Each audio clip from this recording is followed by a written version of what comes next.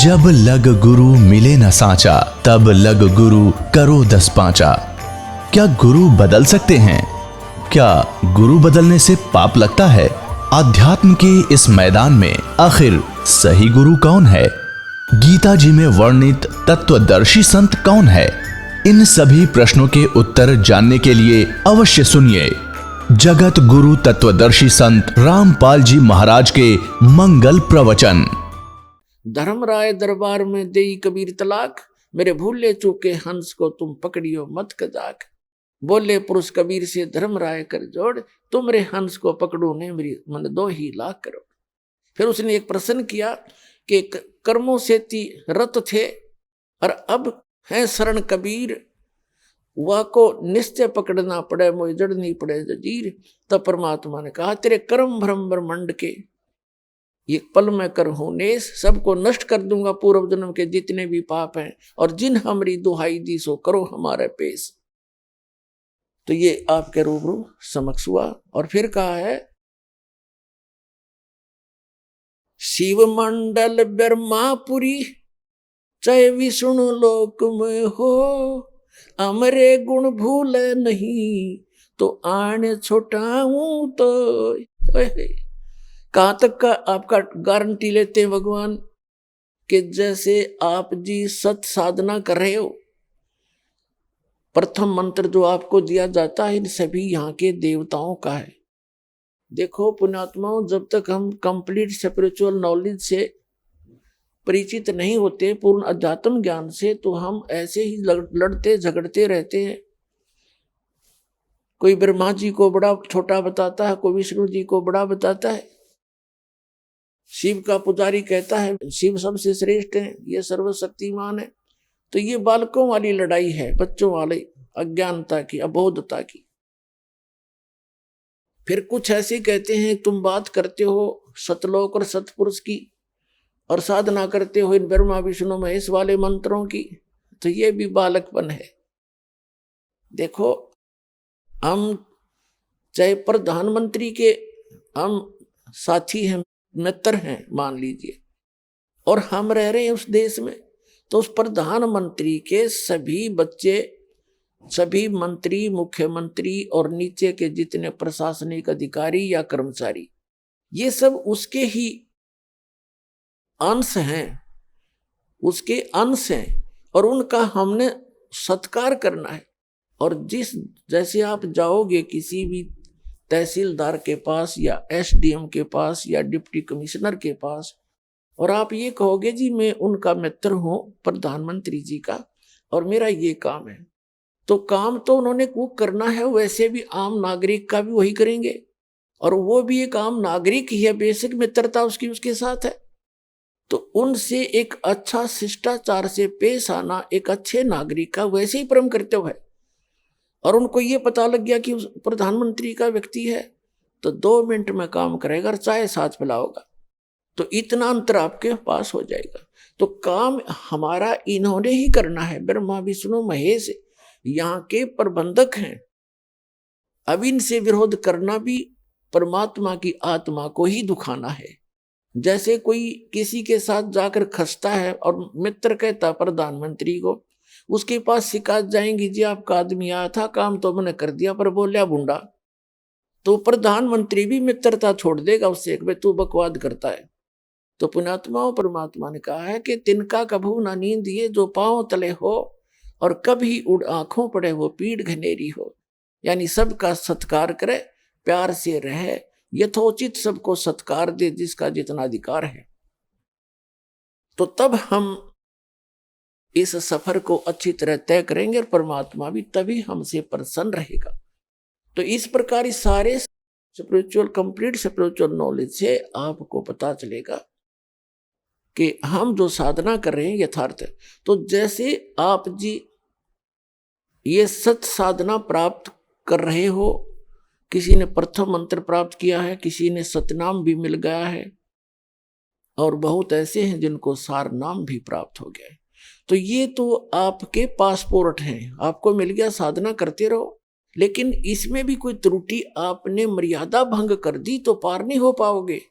Basic Satnam प्राप्त हो गया है, कबीर साहब कहते हैं कि पाकी खेती देखकर गर्भियो मत किसान, अब हूँ झोला बहुत है घर आले तब जाड़।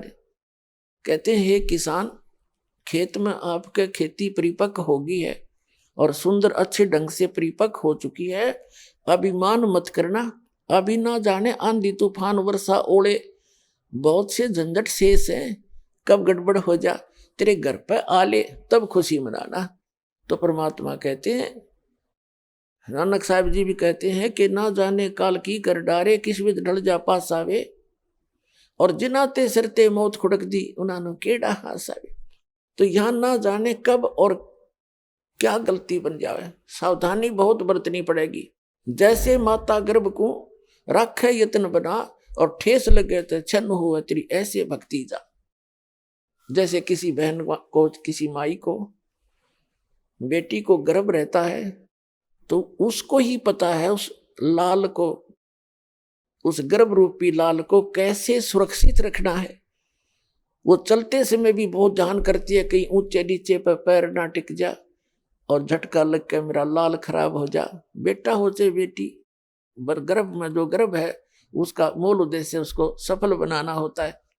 रात्रि में सोते समय भी, करवट लेते समय भी वो एकदम चमक के उठती है, कहीं बालक पर दाब तो नहीं लग गई, दिक्कत तो नहीं आ जाएगी।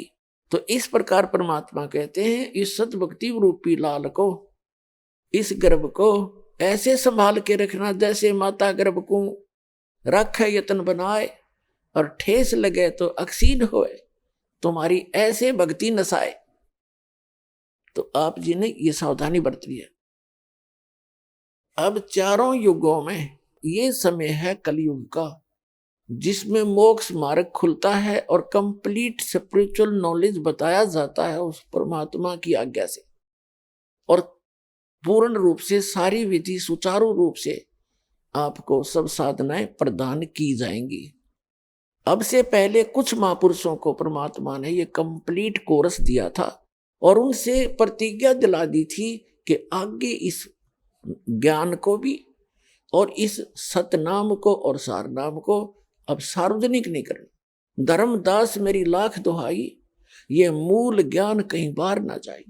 मूल ज्ञान बाहर जो पढ़ी या बिचली पीढ़ी हंस नहीं तरी, ये बिचली पीढ़ी आप हो। अब प्रथम चरण कलयुग का परमात्मा आए थे, सारा ज्ञान बता के सुरक्षित करके दर गए और गवाह बना गए कि मैं कबीर इज गॉड।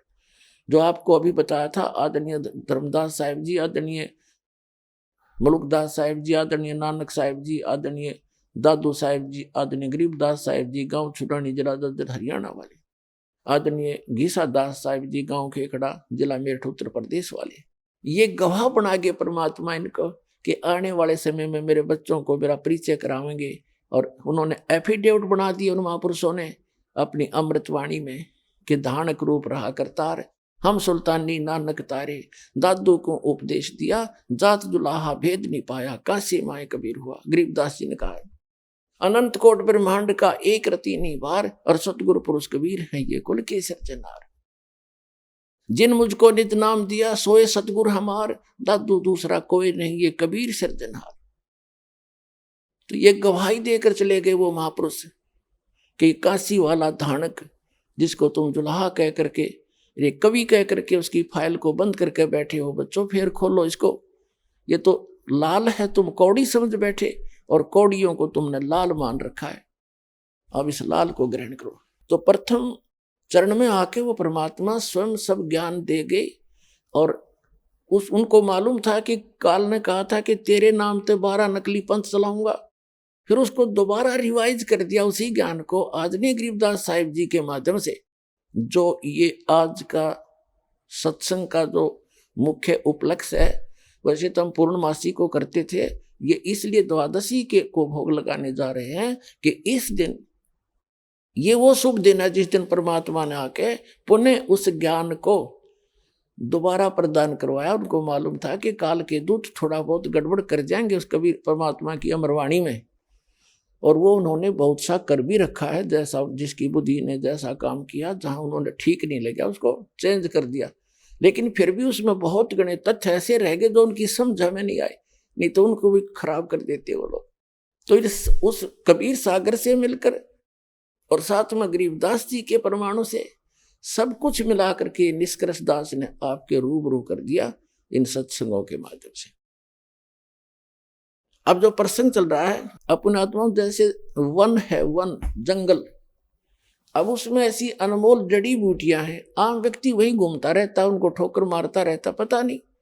तो ये सदग्रंथ जो हैं ये वन है, और वेद को पता होता है किस जड़ी के पत्ते लेने हैं और किसके फल लेने हैं, किसके फूल तोड़ने हैं जो औषधि बन जाए।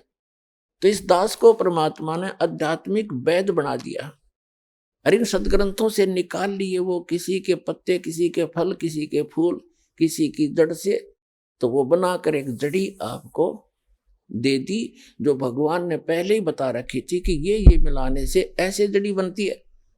तो प्रथम जड़ी आपको दे रखी है 7 औषधि मिला के, दूसरी केवल 2 से ही काम करेगी, क्योंकि प्रत्येक औषधि का अकेली का कुछ अन्य गुण होता है और उसमें मिक्स बनाकर चूर्ण बना दिया जाए तो उसका कुछ अन्य गुण होता है, और केवल 2 को मिलाकर प्रयोग किया जाए उसका अन्य गुण होता है।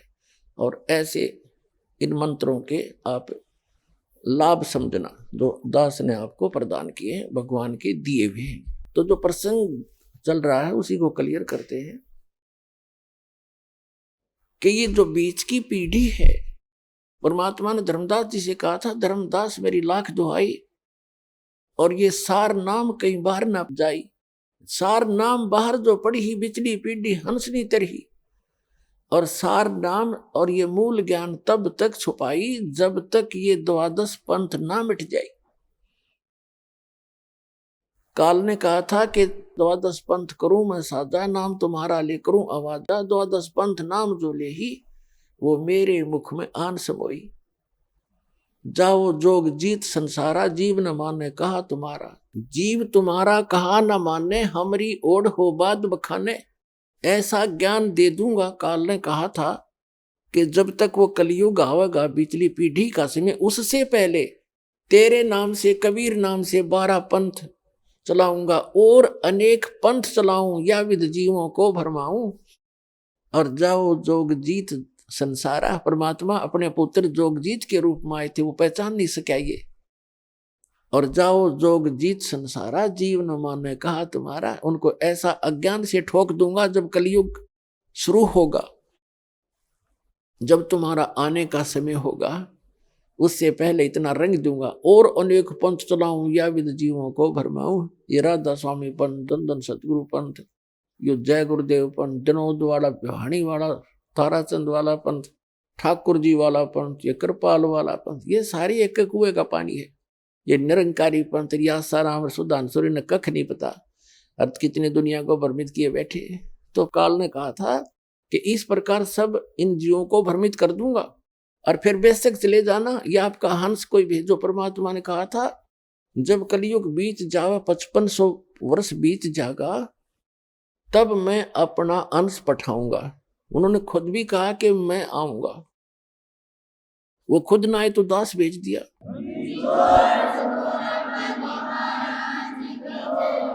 फिर परमात्मा ने कहा कि जब कलयुग 5500 वर्ष बीत जाएगा, उस समय पूरी पृथ्वी, मेरे बच्चे पृथ्वी के ऊपर जितने भी प्राणी हैं, सभी इस सतनाम को प्राप्त करके मोक्ष प्राप्ति करेंगे, कंप्लीट कोर्स प्राप्त करके। जितने जीव जहान, हिंदू मुसलमान और जितने जीव जहान, तब तक सिख धर्म का तो उत्थान नहीं हुआ था और ईसाई धर्म यहाँ था नहीं, मुसलमान और हिंदू धर्म ही थे। तो परमात्मा ने कहा कि जितने जीव जहान और जितने भी पंथ हैं या जितने भी आने वाले समय में कुछ भी होगा, कलयुग जब 5500 वर्ष बीत जाएगा, उस समय पूरी पृथ्वी पर इस सतनाम का प्रचार होगा और सभी बच्चे मेरे प्यारी आत्मा मुझे पहचानेंगी इस भक्ति करके और सतलोक चले जाएंगे। अपना आत्माओं, आपके घर में जो भी संतान अब आवेगी वो एक विशेष परमात्मा की प्यारी आत्मा होंगी और पूर्व जन्म की उनकी भक्ति बहुत अधिक होगी वो स्टॉक रखा हुआ भगवान ने अलग से। जैसे अभी जो दास बताने जा रहा था, पहले उसको क्लियर करते हैं। तो ये जो इस समय में, प्रत्येक युग में यही समय होता है।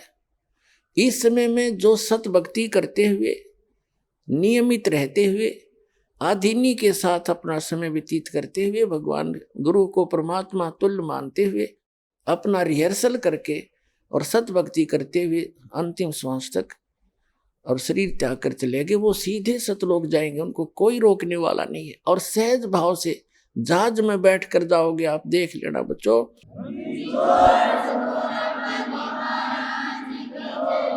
ये कोई डूम बाट के गीत नहीं है, या कोई मांगने खाने वाले ने ज्ञान नहीं किया जिसको आधार बना के कुछ न रोजी रोटी अपनी चलाई हो, नहीं।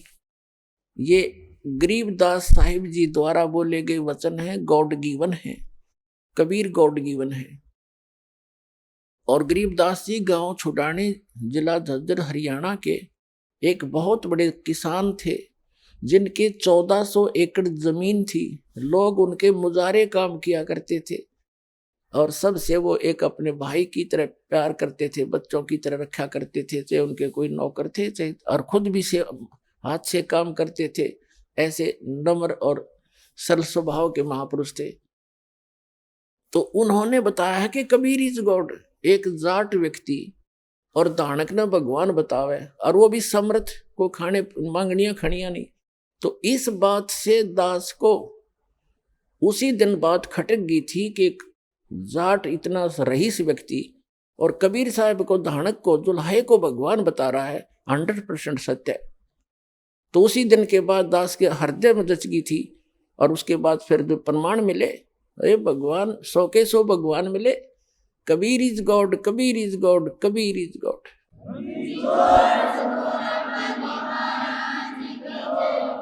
तो यही वो समय है चारों युगों का। इसमें जो पार हो गए वो तो गए जहाज में बैठ के, और अवश्य जाएंगे। ये कोई किसी आम व्यक्ति की बताई बातें नहीं है। और ये ज्ञान और ये भगवान आज तक सुना ना, कानों भी छींट भी नहीं लगी थी हमारे। और आज सब सदग्रंथों से प्रमाणित, सभी सदग्रंथों से प्रमाणित, और आंखों देखे वो संत गवाह। और वो भक्ति जो उन महापुरुषों ने की, और गरीबदास जी ने अपने ग्रंथ में कंप्लीट लिखी हुई है। लेकिन सारनाम और सतनाम थोड़ा सा गोलमोल करवा रखा है जानबूझ कर उन्होंने। बाकी प्रथम जो मंत्र है जो आपको दिया जाता है, गरीबदास जी के ग्रंथ में कंप्लीट लिखा, एज इट इज लिखा है। और गरीबदास वाले उससे कति परिचित नहीं, एंड बैंड नाम देते हैं। तो कहते हैं ये को बालकों का लेख थोड़ा ही है। इन चारों वेदों से भी गूढ़ रहस्य है इन गरीबदास जी के ग्रंथ में, और कबीर परमेश्वर जी की वाणी में, या नानक साहिब जी की वाणी में, अन्य महापुरुषों की जो उनसे परिचित है उनकी वाणी बहुत गूढ़ रहस्य है, कोड वर्ड हैं। अभी तक कोड वर्ड ही बोलने थे। इस दास को भेजा है। जैसे आपने कबीर सागर में कबीर वाणी एक चैप्टर है, उसके 134 पृष्ठ पर लिखा है कि 12वां पंथ में कुछ उजियारा सा होगा, लेकिन 13वां जो वंश आवेगा, गरीबदास वाले पंथ में परमात्मा कहते हम ही आएंगे, वो 13वां वंश होगा, मेरा अंश वंश होगा, उससे सकल अंधियारा मिटेगा ज्ञान का। तो ये दास भेज रखा है उस सारे अज्ञान को मिटाने के लिए और परमात्मा को परमात्मा बताने के लिए।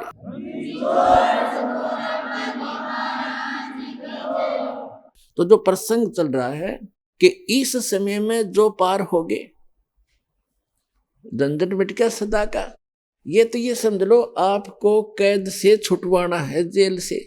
आपका मूल स्थान तो सतलोक में, जहां ठाठ से रहोगे। तुम इसको ठाठ मान रहे हो, व्यवस्था के कारण इसी को आपने ठाठ मान रखे, ये सुख नहीं है।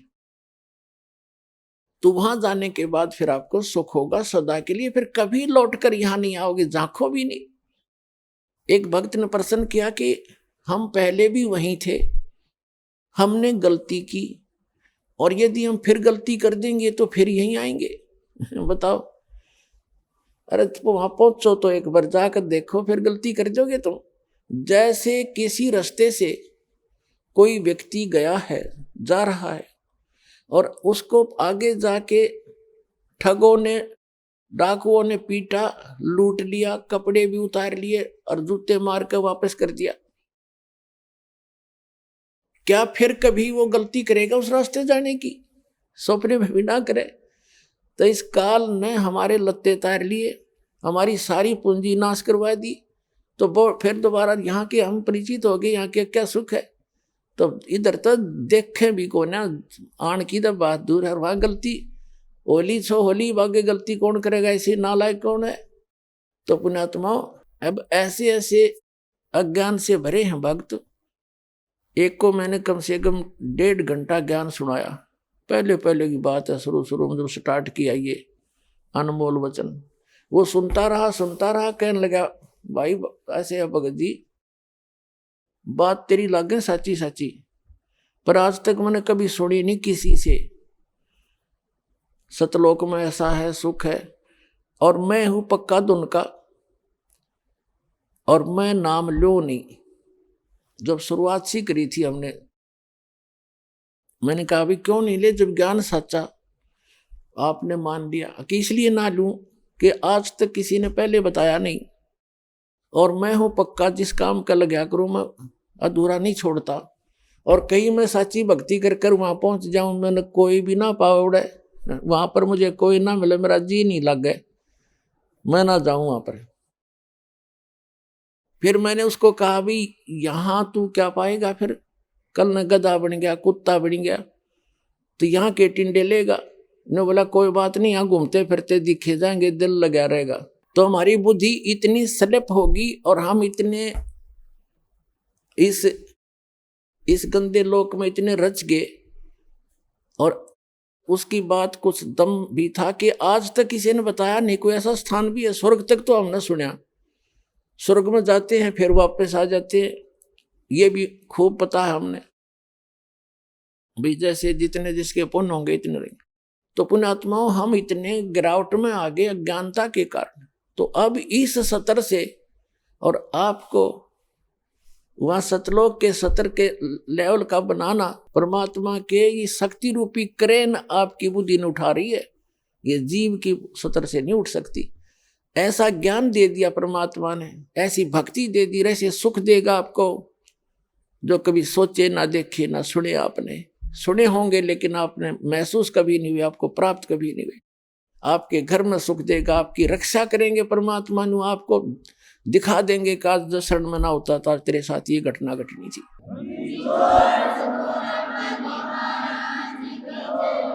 तो फिर अपने आप मान लेंगे कबीर इज गॉड।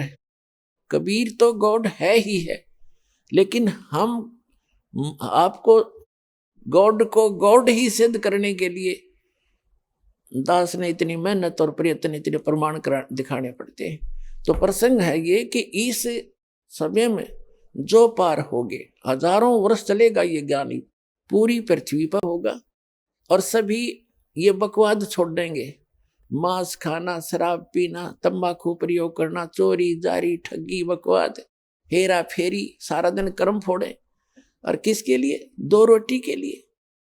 और धन जोड़े, बैंक बैलेंस बनावे, और कल मृत्यु हो जा, फिर कहाँ जाओगे? गधे बनकर धक्के खाओगे। तो ये ज्ञान होगा, ज्ञान होगा तब भय बनेगा, और भय बिन भक्ति बनती नहीं। तो जैसे फिर क्या होगा, कुछ वर्षों के बाद जो व्यक्ति पार होगे, और जो बीच में स्लिप कर गए वो नहीं पार हो पाए, लेकिन गुरुद्रोही नहीं बने। गुरुद्रोही जो बनेगा उसको भगवान साथ नहीं देगा। सतगुरु से, वैसे तो गुरु से विमुख होगे तो भी हानि घनी होगी, और गुरुद्रोही की को तो परमात्मा कहते हैं असंग जन्म तक फिर मनुष्य जीवन ही नहीं मिलेगा। अब गुरु विमुखा, गुरु जी से विमुख जो होगे, विमुख का अर्थ होता है साधना को छोड़कर, और तो साधना करे नहीं सकता आदमी जो इस ज्ञान को समझ लेगा। वो भक्ति यहां से चलेगा, भक्ति नहीं कर सकता, और अब बकवादों में लग जाए दूसरी बात। इससे क्या होता है कि कुछ दिनों में आपको इतना सुख देगा ये परमात्मा, आप पुराने दुखों को भी भूल जाओगे। और जब ज्यादा सुख हो जाता है तो आदमी भगवान से विमुख अवश्य होता है। तो ये सावधानी बरतनी है कबीर साहब इसके। अब कुछ परमात्मा आपको क्या करेंगे, आपको थोड़ा बहुत कष्ट बनाए रखेंगे ताकि आपको पुराने दुख भी याद आए जा। ऐसा दुख नहीं देंगे जो आपको घनी हानि कर जा, पर थोड़ा बहुत आपके हृदय में ये बना रहेगा कि ये थोड़ा बहुत, ज्यादा नहीं होने देंगे। इसलिए करेंगे। कबीर साहब कहते हैं, कबीर सुख के माथे पत्थर पड़ो, जिस ते नाम हृदय ते जावे, और बलिहारी उस दुख के जो पल पल नाम रटावे। परमात्मा ने कहा है भगवान इसे सुख का आग लगे जो आपसे दूर करे, और ऐसा दुख हमें दिए रखना मेरे दाता जिससे आपकी याद बनी रहे। इतना कष्ट आपको अवश्य देगा।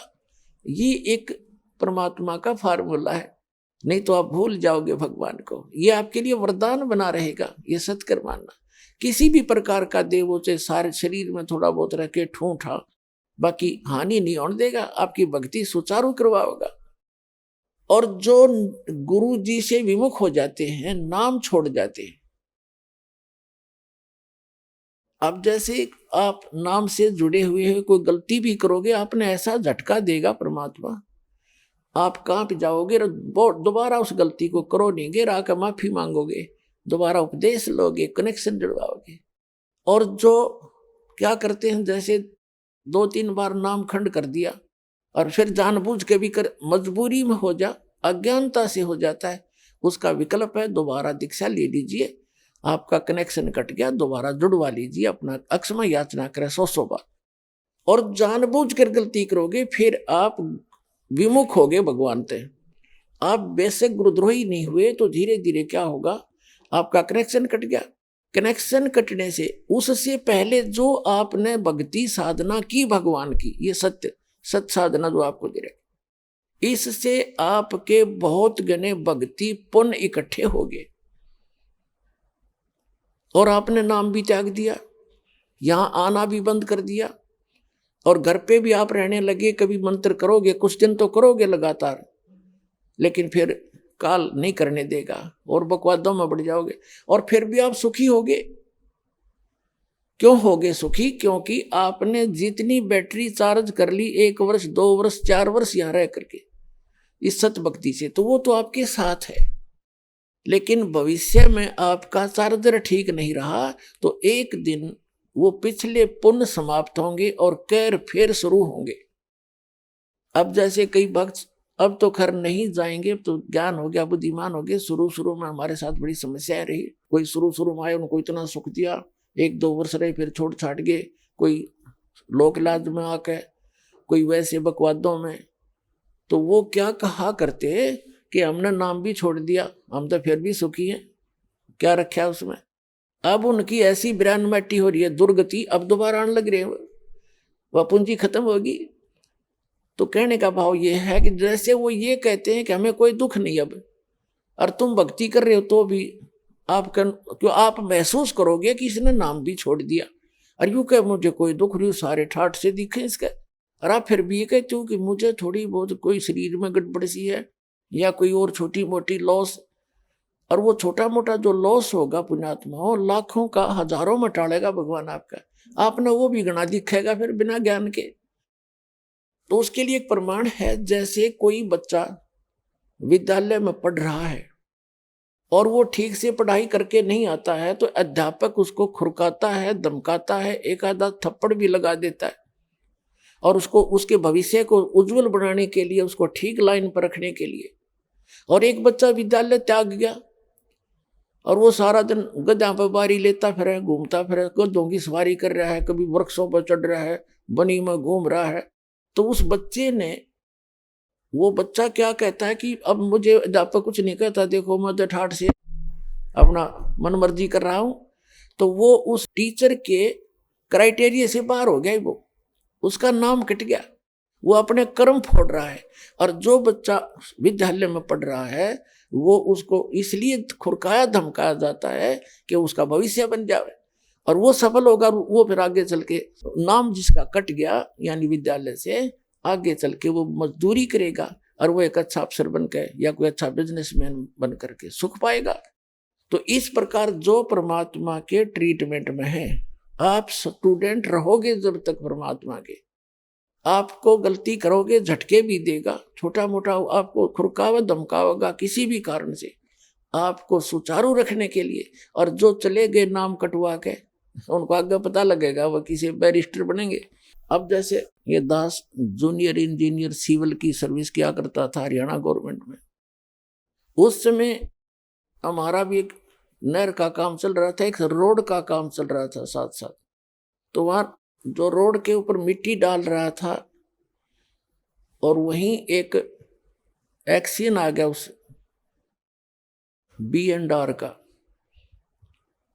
और अब वहां देखकर सारा उनके काम को चेक करके चला गया। उसके जाने के बाद वो व्यक्ति जो वहां मजदूरी कर रहा था वो कह रहा है कि ये मेरा सहपाठी था एक्सियन, ये मेरा क्लास फेलो था 8वीं तक, मैं पढ़ा नहीं, ये इंजीनियरिंग कर गया। आज देखो मैंने अपने कर्म फोड़ दिए, मेरे बच्चे तो यहाँ मिट्टी में लेटे हुए हैं वृक्ष के नीचे, और ये आज गाड़ी में घूम रहा है। अब परमात्मा कहते हैं जो भगवान से दूर हो गए और इस परमात्मा के विद्यालय में नहीं रहे, वो बाद में न्यू रोया करेंगे जैसे वो रो रहा था। तो कबीर साहब कहते हैं अच्छे दिन पाछे गए और गुरु से किया ना हेत, अब पछतावा क्या करे बिरा चिड़िया चुगी खेत। तो पुणात्मा इस तरह अपने सतर्क रहना है, सावधानी बरतनी है। अब जो परमात्मा से ये तो विमुख हो गया, जैसे किसी ने सारनाम भी प्राप्त कर लिया, सतनाम तक प्राप्त कर लिया, क्या होगा? और वो विमुख हो गया। एक तो गुरुद्रोही होता है, एक गुरु से विमुख हो जाना।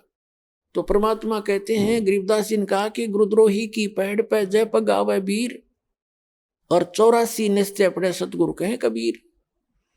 जो गुरुद्रोही हो गए उसकी पैड़ पे पैड़ यानी उसके कदम, उसके पैर के चिन्ह पर अगर आपका कदम रखा गया, कहते हैं तो भी 84 लाख योनियों में जाओगे। वो गुरुद्रोही जो हो जाता है। गुरुद्रोही कौन होता? जो गुरु जी की निंदा करता है और इस नाम को त्याग जाता है, कोरी बकवाद गढ़ता है, झूठ बोलता है, नरे आरोप लगाता है, वो गुरुद्रोही हो गया। और उसकी पैड़ पे पैर रखना, कहते हैं 84 निश्चय पड़े नो सतगुरु कहे कबीर। गरीबदास जी ने अपनी इस अमृतवाणी के साथ अपने परमात्मा कबीर जी की छाप साथ सहयोग लिया है कि ये भी ऐसा ही कहते हैं। अब पैड़ पे पैड़ रखना ये नहीं है कि गुरुद्रोही जा रहा है, आप वहां पीछे पीछे जा रहे हो तो उससे वो नहीं कि उसके कदम पे कदम नहीं रखना। अगर जैसे घर का कोई सदस्य हो जाए गुरुद्रोही, उसकी गुरु जी के बारे में जो वो बकवास करता है या भगवान के बारे में, उसकी हाँ में हाँ नहीं मिलावे, उसकी बात को हृदय से भी नहीं मानना कि सच्ची कह रही है, उसने सोचे बकवास करता है और करता रहेगा। उसके कहे अनुसार अपने हृदय में जरा भी कमजोरी नहीं आने दे, तो साथ रहकर भी वो उसने कदम पे कदम नहीं मिलाया, उसकी पैड़ पे पैड़ नहीं रखी। गुरुद्रोही की पैड़ पर जय पगावे वीर, 84 निश्चय पड़े नो सतगुरु कहे कबीर। ये इस तरह पैड़ होता है, इन्होंने किसी कदम पर कदम रखेगा उससे तो चिंतित हो जाओ तुम, ऐसा नहीं। फिर गुरु विमुखा, सतगुरु विमुखा युग युग रोए, ओहे मानुष जन्म पाके खोए। जो गुरु जी से विमुख हो गए, कहते हैं वो युग युग रोए और मनुष्य जीवन पाके खोए। अब जैसे जो सतगुरु विमुख हो गए, युग युग कैसे रोएगा? अब जैसे प्रथम मंत्र आपको दिया, इसकी आप 108 मंत्र की माला डेली फेरते हो, ज्यादा बेसे कर लेते हो, क्योंकि ये तो करने का है काम। फिर सतनाम का आपको कितनी कीमत बता रखी है। सतनाम पालड़े रंगोरी हो, 14 लोग चढ़ावे राम रंगोरी हो, 3 लोग पास रंगोरी हो, तो ना तुला तुला राम रंगोरी हो। तो जिसने तीनों नाम प्राप्त कर लिए, अब वो कितना भक्ति का धनी हो गया। और किसी कारण से सतगुरु विमुख हो गया, विमुख होगा वही पार नहीं होगा, नहीं तो पार हो गया आप सभी। तो विमुख हो गया तो क्या होगा उसके साथ? वो काल की जकड़ में पुनः आ गया। वो फिर अब उस काल उसको कैसे खिला खिला के मारेगा। अब जैसे आपने प्रथम मंत्र का जाप खूब कर रखा है, श्री गणेश जी का, श्री ब्रह्मा सावित्री जी का, श्री विष्णु और लक्ष्मी जी का, और श्री पार्वती और महादेव जी का, और दुर्गा जी का, ये मंत्र आपने खूब कर रखे। और पहला और लास्ट जो मंत्र इन मंत्रों में है वो परमात्मा का मंत्र है। इसके लिए उसमें इसलिए जोड़ा गया है कि जैसे कई बार क्या होता है कि प्रथम मंत्र आप ले जाते हो, कुछ घर का माहौल ऐसा होता है, कुछ विश्वास दृढ़ नहीं होता है, तो ये इतना इतना अनमोल मंत्र है, इस मंत्र का आपने एक भी जाप कर लिया तो भी आपको मानुष जीवन मिलेगा। ये सत्कर्म मान लिया, मृत्यु होगी घर छोड़ गए, यानी इस नाम के लेने से और विश्वास दृढ़ हुआ नहीं, मंत्र जरूर कर लिया, क्योंकि नाम लेगा यहाँ रहेगा 1-2 दिन तो ठीक से, घंटे 2 घंटे तो मंत्र वो करता ही है। और फिर घर जाकर क्या होता है, कोई न कोई अविश्वास पैदा कर देता है, कोई रिश्तेदार आकर उसको ऊपर के में वार कर दे देगा, वो हमारा नाम खंड हो गया, उससे कुछ होना नहीं था, तो उसको ऐसे हानि हो जाती है, उसकी मृत्यु हो जाती है। तो मृत्यु भी होगी तो भी मानव शरीर मिलेगा और फिर अच्छे घर में जन्म देगा, क्योंकि सभी आत्मा उस परमात्मा की है।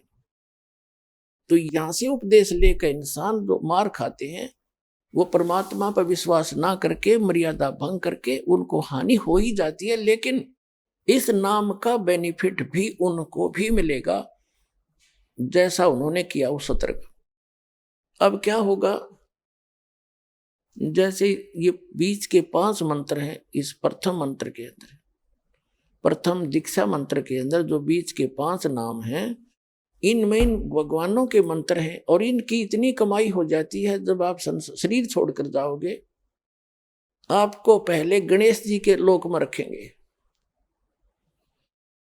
और वहां आपके अंदर बहुत सी सिद्धियां होंगी, आप वहां गण बन जाओगे, और गणेश गणों का ईश उनका स्वामी है। वहां बहुत ठाठ होंगे आपके बहुत से, वहां अपनी पूंजी को वहां नष्ट करोगे, उस प्रथम मंत्र गणेश जी वाले मंत्र की कमाई को वहां नाश करोगे। वहां जब पल्ला खत्म हो लेगा, आपकी पूंजी माइनस हो जाएगी, उसके बाद आपको ब्रह्मा और सावित्री के लोक में प्रथम मंत्र की पुण्य कमाई के साथ वहां भेजा जाएगा। वहां जाकर नैश्रित आपका ऐसे ही देव घर में जन्म होगा, फिर आप वहां कर्म पूरे करोगे, अपने ठाठ वहां भोगोगे। वहां भी रेस्टोरेंट है और आपकी कमाई के कुछ चार्ज लेते हैं ये सब। वहां जब आपकी पुण्य समाप्त हो जाएगी, वहां से फिर विष्णु जी के लोक में भेजा जाएगा, और फिर वहां से जब आपके पुण्य समाप्त होंगे फिर आप शिव जी के लोक में भेजे जाओगे। जब आपके वहां पुण्य समाप्त हो जाएंगे ये भक्ति के, फिर आप दुर्गा जी के लोक में भेजे जाओगे। वहां जब समाप्त हो जाएंगे, जिसने प्रथम मंत्र कर रखा है, सतनाम भी ले रखा है, तो उसके बाद क्या होगा, सतनाम के प्रथम मंत्र जो ब्रह्म का मंत्र है, फिर आप ब्रह्म लोक में जाओगे, और वहां इनसे ज्यादा सुख है, यह बकवाद ज्यादा है। वो एक अच्छा रेस्टोरेंट है, इन अन्य जैसे एक तो हिसार और रोहतक में रेस्टोरेंट हो, एक दिल्ली में कई स्टार बोल रहे हैं वो हो, तो उसका खर्चा भी ज्यादा, उसमें बकवाद भी ज्यादा, उसमें सुविधा भी ज्यादा, लेकिन उसका खर्चा भी अधिक ही होता है, उसका चार्ज भी अधिक होता है। तो ब्रह्मलोक में वही जा सकता है जिसके पास ही प्रथम मंत्र ओम नाम का जाप की श्रद्धा से भक्ति की हुई हो, तो फिर वो रहेगा ब्रह्मलोक में। और फिर जो दूसरा मंत्र है सतनाम के अंदर, जो दूसरा मंत्र है जो श्वास उश्वास से जो आपको दिया जाता है, उसकी कमाई को इसने वहां एक बना रखा है, नकली अलखलोक, नकली सतलोक, उस सतलोक में रखता है ये। ब्रह्मलोक उनसे हटकर है, जो महाइंद्र का लोक है, वो ब्रह्मलोक का वो पोर्शन है जहां ये ब्रह्म के ओम नाम की जाप की कमाई वाले हंस वहां रहते हैं। कहने का भाव ये है दास का कि आपकी और जिसने सारनाम मिल गया है, पूंजी वो बाकी तो उसकी सारी नष्ट हो जाएंगी। सारनाम जिसको मिल गया है और आपको याद आ गया उस समय भी, यदि पहले याद आ जाता है, जैसे आप गणेश जी के लोक में गए या विष्णु जी के लोक में गए और वहां जाते ही आपको याद आया कि मैं तो गलत होगी, यहाँ तो मेरी सारी पूंजी नाश होएगी, रोज की उनको दिखाई देती है। बैंक बैलेंस जैसे जैसे पैसे निकालते हो और उसमें डेली निकल आ जाती है रिपोर्ट, ऐसे वहां डेली चलता आपका इतनी पूंजी खत्म होगी, इतनी आज इतनी आज इतनी, आपने इतना खर्चा कर दिया। तो फिर उसको याद आता है कि भैया तो गलत हो गया, और गुरुजी बताया करते थे ये तो बात बिगड़ गई, मैं तो गलत आ गया, मैंने तो कहीं और जाना था। फिर उसको याद आ गई कि मेरा तो नाम कट्या होगा, फिर जब मैं यहां आ सकता हूं वैसे तो आ ही नहीं सकता, नाम खंडवा होगा। तो यहां कहते हैं शिव मंडल ब्रह्मापुरी चाहे विष्णु लोक में हो, हमरे गुण भूले नहीं तो आण छुटाऊं। तो यदि वहां भी आपका ये बात याद आ गई कि मैं तो गलत आ गया, भगवान कोई गलती बनी होगी मेरे ते, वो गलती ऐसी बनती है जो स्वयं को मालूम ना हो और गुरुद्रोही ना हो, वैसे गफलत करके हट जाता है आदमी दूर, तो वो गुरुद्रोही नहीं होता, उसकी फिर वहां भी अर्जी स्वीकार होती है। तो परमात्मा वहां पहुंच जाते हैं और उस लोक में जाकर वहां के प्रधान से कहते हैं छोड़ इसको, ये हमारा भक्त है, तुम कैसे ले आए इसको। तो तुरंत हाथ खड़े कर देते, ले जाओ जी, ले जाओ अपना।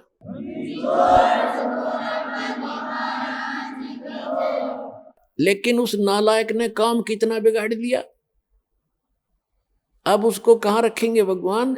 इस प्रत्येक ब्रह्मांड के अंदर मालिक ने अपना एक राजदूत भवन जैसे होता है ना, प्रत्येक कंट्री का, प्रत्येक कंट्री में, प्रत्येक देश का प्रत्येक देश में, ऐसे मालिक ने ऐसा गुप्त स्थान बना रखा वहां पर, और वो इनका भी समझ में नहीं वो है क्या चीज।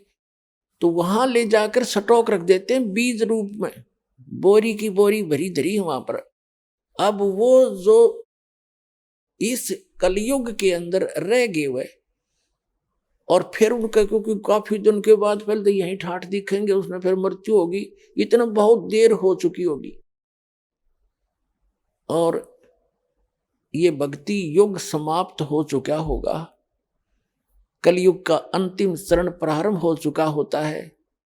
तो अगर उससे पहले याद आ जाती, दोबारा जन्म देते हैं परमात्मा, यहीं पटक देते हैं फटाफट और शुरुआत कर देते। और जो बाहर रह जाते हैं उनमें वो फिर क्या होता है, वहां स्टॉक रखा भगवान ने, और अब जो वो 4 युग तक उन वहीं बंद रहेंगे, उनको मालिक एक आध को बेसिक जैसे कुछ एक को कलयुग में भेज देता है, फिर उनको शुरुआत हो जाती है धीरे धीरे, फिर उनकी संतानें बढ़ती हैं, उन भक्ति बीजों के घर पर ही परमात्मा उन स्टॉक को अब भेजेगा आपके घर, जो किसी युग में सतयुग में उन्होंने भक्ति की थी। तो इतना समय और लेट हो गए वह, और अब शुरू होगा, अब फिर भी गलती खा सकते हैं ऐसे नालायक। तो कहने का भाव आपको सतर्क करना चाहता है दास कि असंख्य युगों के बाद ये दाव लगा है। गरीबदास जी कहते हैं ये संसार समझदा नहीं, कहंदा श्याम दोपहरे नो, गरीबदास ये वक्त जाता है रो गई इस पैरे नो। ये हाथ से छूट गया ये गोल्डन चांस, फिर रोया करोगे इस वक्त को, ये हाथ नहीं आओगा।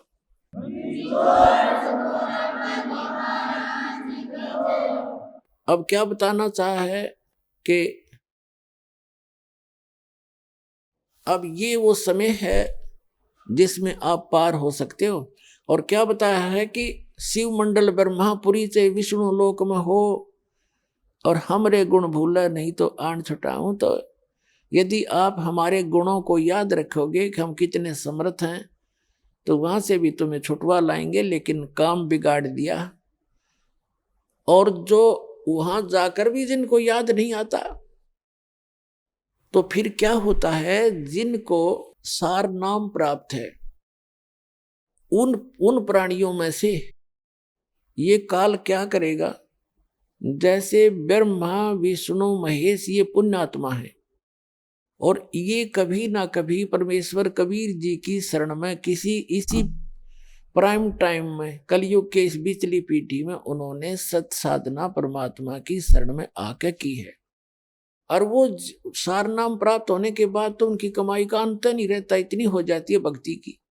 तो उनमें से उनको वो अलग रखता है, उन आपस में एक दूसरे का कोई कनेक्शन नहीं रहने देता, उनको पता भी नहीं कि ऊपर कौन रह रहे हैं दूसरे लोक में। वहां रखता है, वहां इससे अधिक उनकी सुविधाएं हैं। तो उनमें से ब्रह्मा विष्णु महेश रूप में अपने घर जन्म देके और उन पुण्यात्माओं को यहाँ का कंट्रोलर बना देता है। उनकी आयु बहुत लंबी होती है।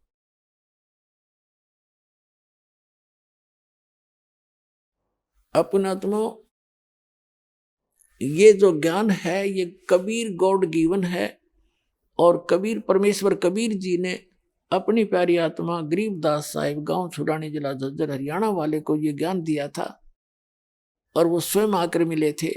उसी उपलक्ष्य में ये समागम अब चल रहा है, जो फाल्गुन द्वादशी का ये भोग लगेगा कल को। तो उन्होंने ये ज्ञान दिया, उस परमात्मा के यथार्थ ज्ञान को हमें समझाया। अब क्या बताया है, अब जैसे ब्रह्मा जी की आयु है, पुण्यात्माओं कल का जो सत्संग था उस सत्संग को आज फिर से अब जोड़ूंगा, अब जोड़ा जा रहा है।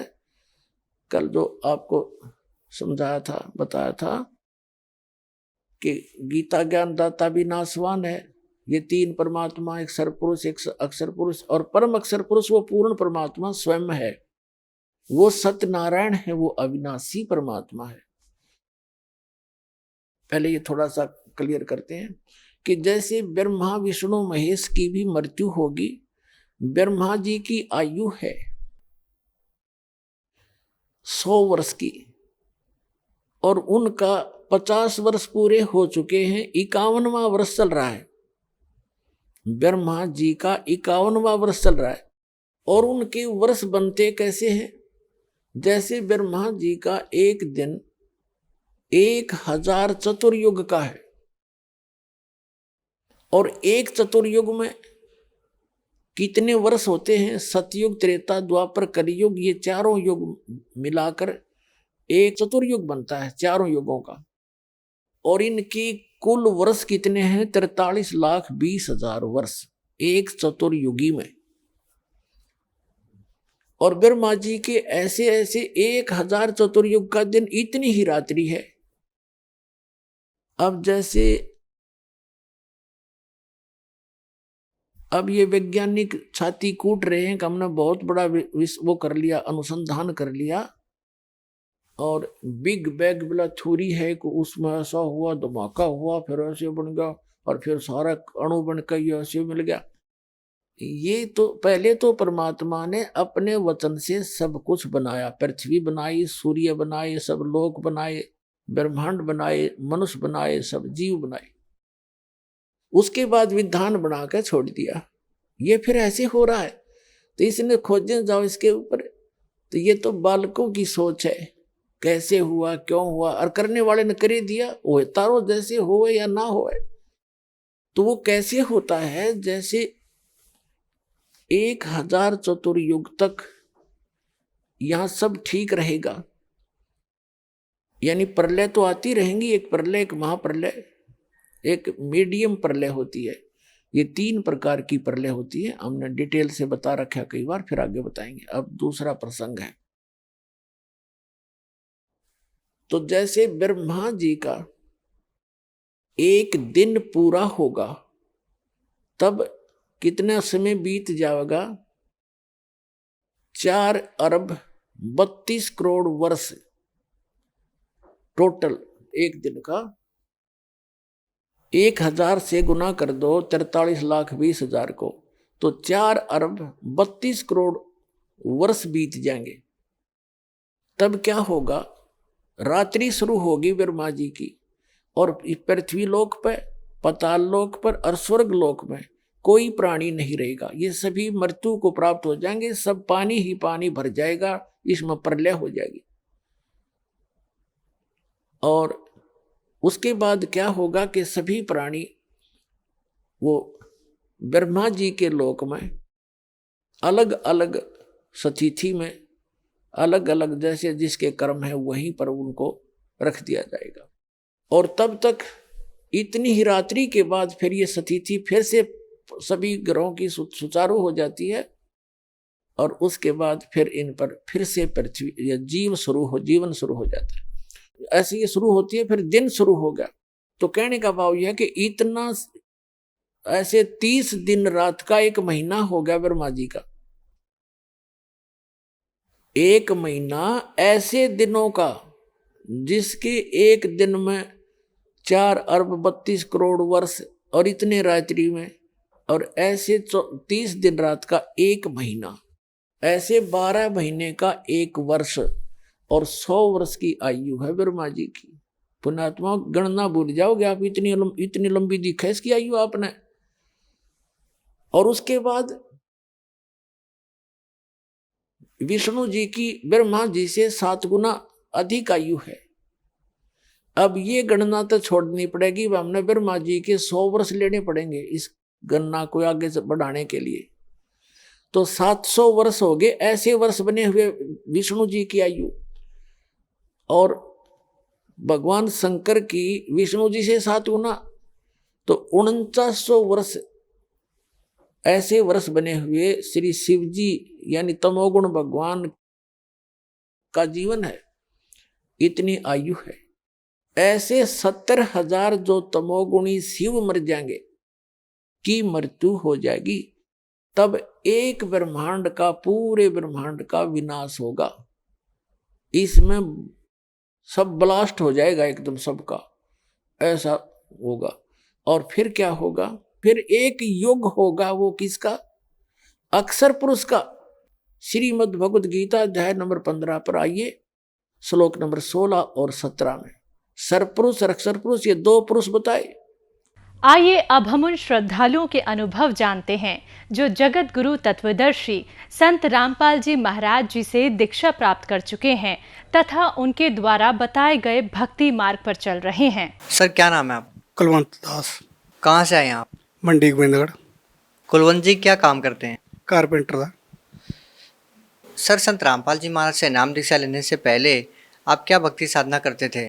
सर जी मैं राधा स्वामी पंथ से जुड़ा हुआ था, उनसे नाम दीक्षा ली हुई थी। 12 साल नाम दीक्षा ली रखी। सर आप 12 साल तक राधा स्वामी पंथ में रहे हैं, उसके बाद आप संत रामपाल जी महाराज जी की शरण में कैसे आए? सर जी उधर मेरा मन टिकिया नहीं था इन्ना जिकना संत रामपाल जी महाराज जी शरण ਵਿੱਚ ਆਉਣ ਤੇ ਟਿਕਿਆ। ਉਧਰ ਮਨ ਨੂੰ ਤਸੱਲੀ ਨਹੀਂ ਤੀ, ਮਨ ਦੀਆਂ ਟੈਨਸ਼ਨਾਂ ਬਹੁਤ ਸੀਗੀਆਂ ਤੇ ਕੋਈ ਲਾਭ ਨਹੀਂ ਮੈਨੂੰ ਦਿਖਿਆ उधर। सर आपको संत रामपाल जी महाराज जी के बारे में कैसे पता चला? सर जी मैं ऐसे ही अपने मोटरसाइकिल ठीक करवाने अपने ब्रदर के दुकान पे चला गया। उन्होंने संत रामपाल जी महाराज से नाम दीक्षा हफ्ता 10 दिन पहले ही ली थी। तो मैंने उनको पूछा, उन्होंने मेरे को बताया कि मैंने तो ये संत जी रामपाल जी महाराज जी को गुरु बना लिया। तो मैंने पूछा इनमें क्या खासियत है भी तूने उधर से छोड़ के इधर रामपाल जी महाराज को गुरु बनाया? तो उन्होंने बताया मेरे को ये अंदर के लाभ हुए। तो फिर मैंने कहा भी मेरे को कैसे ले जा सकते हो आप?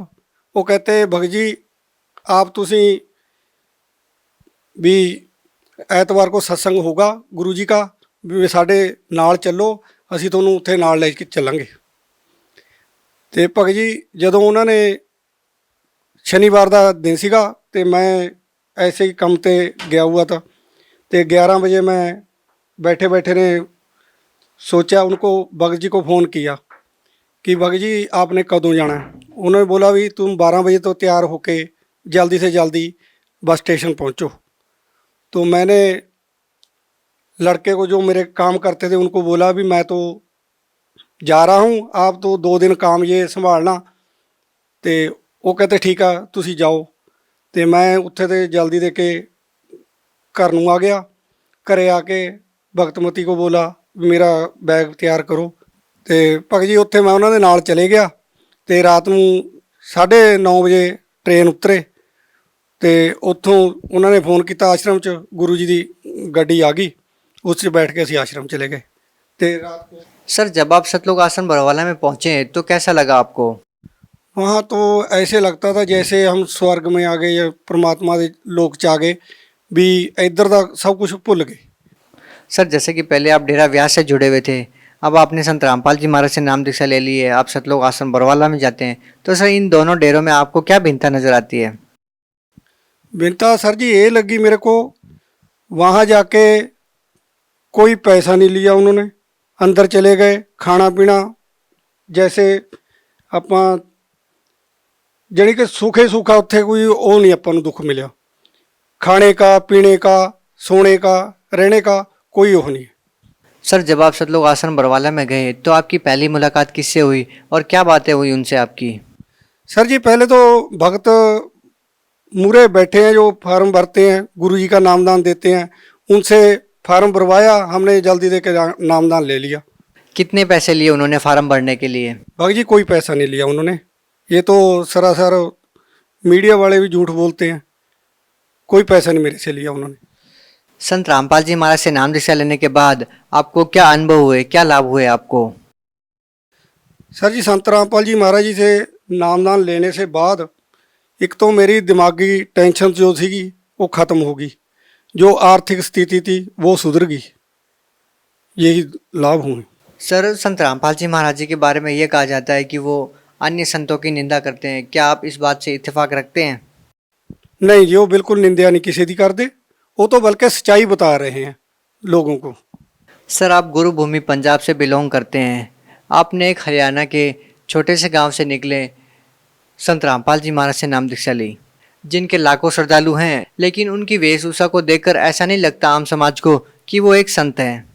जैसा कि आम समाज में ये धारणा है कि एक संत भगवा चोला पहनता है, लंबी जटाएं रखता है, बड़ी बड़ी दाढ़ी रखता है, लेकिन संत रामपाल जी महाराज जी को देखकर ऐसा नहीं लगता कि वो एक संत है। क्या पहली बार जब आपने संत रामपाल जी महाराज जी को देखा तो उनकी वेशभूषा देखकर क्या आपको लगा कि वो संत है या नहीं? आपके मन में किस प्रकार की बातें आई? मेरे मन में तो एक ही बात उठ रही थी, जो परमात्मा खुद इनके रूप में आए हुए हैं। कोई ये जरूरी नहीं है भी संत दाढ़ी रखे या जटा रखे या और के वही संत हो सकता है, ये तो कुछ जरूरी नहीं है। जो परमात्मा देखो खुद आए हुए हैं, उनके नाम दीक्षा लेने से पता चलता है कि यही पूर्ण संत हैं। जो आम साधु महात्मा ऋषि हैं, इनके पास तो वो मंत्र है ही नहीं जो गुरुजी संत रामपाल जी महाराज देते हैं। सर क्या आपको पता है कि गुरु नानक देव जी एक मंत्र का जाप करते थे जिसको 2 अक्षर कहते हैं? जैसा कि गुरु नानक देव जी की वाणी है कि सोई गुरु पूरा गावे जो 2 अक्षर का भेद बतावे। सर क्या संत रामपाल जी महाराज जी भी वही भक्ति साधना अपने श्रद्धालुओं को देते हैं जो गुरु नानक देव जी जाप करते थे? बिल्कुल जी, वही देते हैं जो गुरु नानक देव जी गुरु जी ने, गुरु रामपाल जी महाराज जी ने ग्रंथों च ते अपने गीता च सारे च सिद्ध किया कि ये 2 अक्षर का मंत्र है, इसका जाप गुरु नानक देव जी ने किया, वही जाप वो देते हैं। पहले तो इतना पता ही नहीं था, ज्ञान ही नहीं था। गुरु जी ने, गुरु रामपाल जी महाराज जी ने इतना ज्ञान दिया कि अब उसकी कोई गुंजाइश ही नहीं है कि उनके कोई वो हो। सर आप भगत समाज से क्या प्रार्थना करना चाहेंगे? भगत समाज से यही अर्ज है कि संत रामपाल जी महाराज जी के अपने नामदान लो और नामदान लेके अपना कल्याण कराओ। संत रामपाल जी महाराज जी के चैनल पे सत्संग आता, उसमें नीचे एक पीली पट्टी आती है, उसमें फ़ोन नंबर लिखे हुए हैं, उनसे संपर्क करके अपने जो भी जिले का कोऑर्डिनेटर है उसके पास जाके नामदान ले सकते हैं। सर बहुत बहुत धन्यवाद। सत्य।